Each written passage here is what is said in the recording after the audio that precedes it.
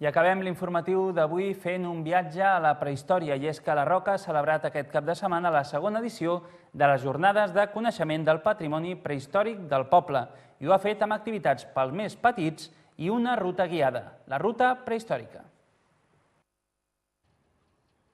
Com si l'autocar fos una màquina del temps, molts roquerols i roqueroles es van endinsar en una ruta turística pel patrimoni de la vila, un passeig que amb imaginació i ganes els va portar a trepitjar el tercer mil·lenni. Estem fent un passeig cap al tercer mil·lenni, ni més ni menys. Quan tot això s'estava utilitzant, quan aquí a casa s'aixecava un dom, vostès tinguin al cap que a la planúria de Giza s'hi aixecava la gran piràmide de Keops. Té exactament la mateixa edat. No cal fer comparacions. La importància de mantenir viu el patrimoni històric de les nostres ciutats és prou rellevant per si mateix. En mitja hora que va durar el trasllat a la prehistòria, els visitants en van prendre consciència. La Roca Foradada de Can Gol va ser el primer dels 3 punts on van fer immersió històrica i cultural. Això que tenen vostès aquí són afloraments granítics. Aquesta pedra és duríssima i el coure no la pot florar. Blocs granítics que ells aprofiten. Una zona màgica, una zona ritual on possiblement, a part de viure-hi, hi foren enterrats les famílies més importants d'aquest clan, d'aquesta tribu del Calcolític, ara fa 3.000 anys. No s'hi han trobat ni cranis ni cossos que corroborin aquestes teories, amb la qual cosa es tracta només de suposicions i hipòtesis. Sigui com sigui, el jaciment és un dels més espectaculars del camí. Un sepulcre amb una entrada circular constituït per una cambra que va copsar l'atenció dels senderistes. Entre camí i camí i amb el pas ferm arriben a uns dels punts més emblemàtics d'aquesta ruta. La Roca compta amb el segon conjunt megalític més important de Catalunya.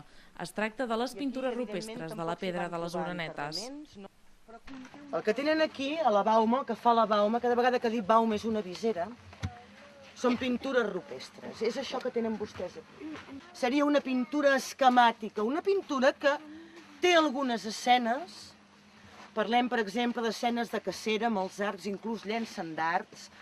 Parlem, per exemple, d'escenes de reunió de gent, escenes de recol·lecció.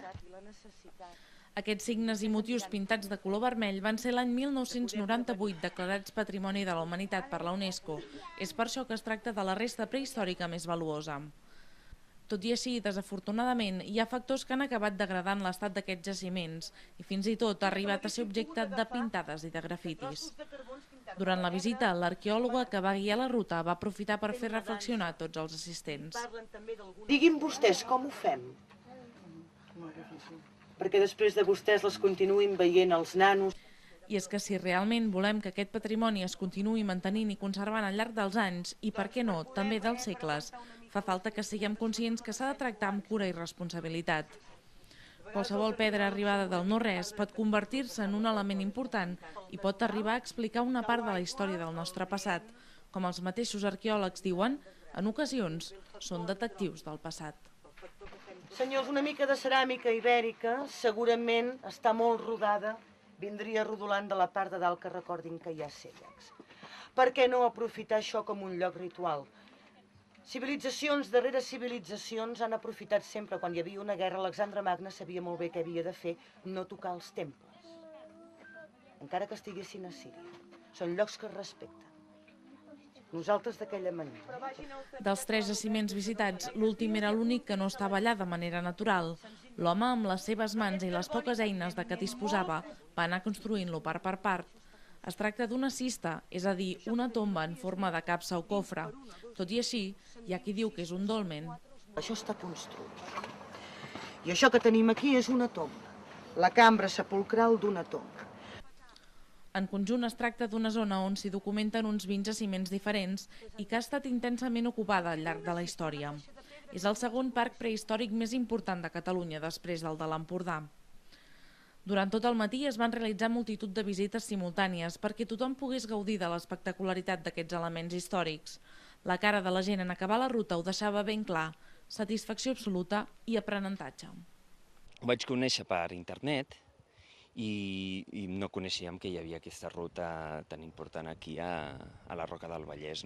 Soc de Montcada i molt bé, la veritat és que un altre dia sí que faré la ruta sencera. Una oportunitat única de poder conèixer més a fons el que és tota la història directament.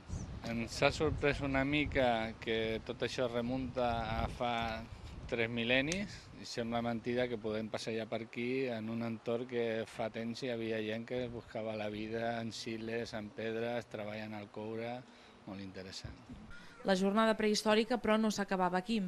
A la Verneda de la Roca els esperaven activitats de tota mena, sempre relacionades amb el tercer mil·lenni.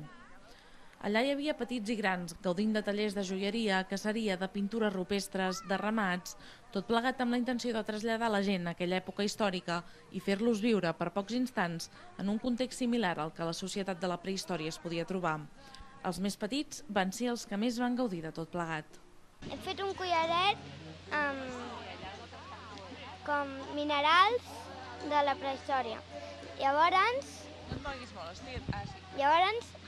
hem agafat un fil, l'hem passat, llavors ha quedat així. El segon que he fet és una galeta amb minerals. Llavors tenies que tocar una pedra amb l'altra i et quedava com una mena de farina. He pres a fer pa i a fer pulseres. El de pintar era amb pols, amb minerals, i llavors tocaves el dit i pintaves en una roca. El de pulseres feies forat a les petxines, llavors ho ficaves en un fil. El de fer pa feies farina i el de cistells feies amb unes cordes ho enrotllaves. Com a novetat d'aquesta segona edició, hi havia el menjador a l'aire lliure amb un rostit de porc prehistòric i carxofes, el que va permetre allargar la jornada fins les 5 de la tarda. A més, a la Verneda hi havia també representants del Consistori de la Roca. El que volem és la divulgació d'aquest patrimoni arqueològic que tenim, però vist des d'un punt de vista lúdic, també didàctic, donat que els tallers que es fan tenen també aquest objectiu. En total, centenars d'assistents van fer el viatge a la prehistòria sense moure's de la Roca. Novament, un èxit. I amb aquest salt enrere, al tercer mil·lenni abans de Crist, hem arribat al final de l'informatiu. Abans d'acabar del tot, repassem els titulars més destacats. La consellera de Salut, Mariana Geli, inaugura el Centre de Medicina del Vallès, un equipament de la Mútua del Carme situat a Granollers, que aposta per les últimes innovacions en radiologia i configura un nou pol de serveis a la capital vallesana. Geli inaugura també el nou consultori de Palau d'Àries, a Lliçà d'Amunt. Una trentena de persones en risc d'exclusió social troben feina a través del programa Incorpora de l'Obra Social La Caixa. El programa busca a través de la intermediació que els més febles puguin accedir al món laboral. L'Escola Pia de Granollers coordina el projecte. Centenars de persones participen en la segona festa prehistòrica de la Roca, una cita amb el patrimoni històric local que es vol posar en valor. El de la Roca és el segon conjunt megalític més important de Catalunya, amb la pedra de les Orenetes, patrimoni de la humanitat, com a element més destacat.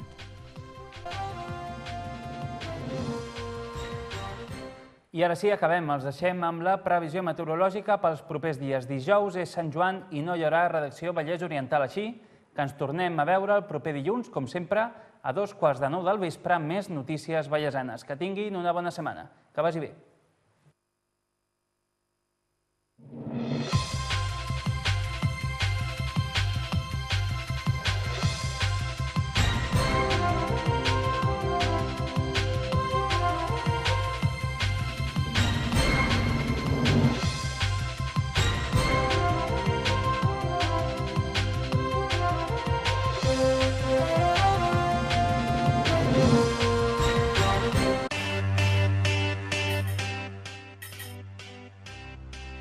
Soc l'Electró de l'Electra. Aquest any us donaré consells per estalviar i fer un ús eficient, segur i sostenible de l'energia.